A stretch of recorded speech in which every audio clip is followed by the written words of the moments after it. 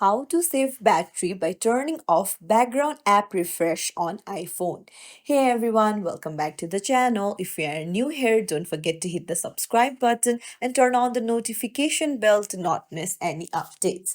So, background app refresh is a feature that refreshes your phone in a few minutes itself so that it stops errors and glitches. However, it takes up a lot of battery, so you can turn it off if you want to save your battery. For that, you'll need to go to settings and then go to general and scroll down. There you'll find background app refresh. Tap on it, tap on background app refresh again, and then if it is set to Wi-Fi or Wi-Fi and cellular data, you can just tap on off.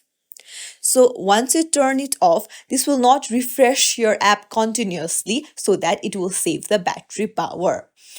Another thing is that you can just swipe down the control center from the right side and you can see the battery icon. If you tap on it and it turns yellow in color, then that means low power mode is turned on. So background app refresh automatically turn off if you tap on the low power mode.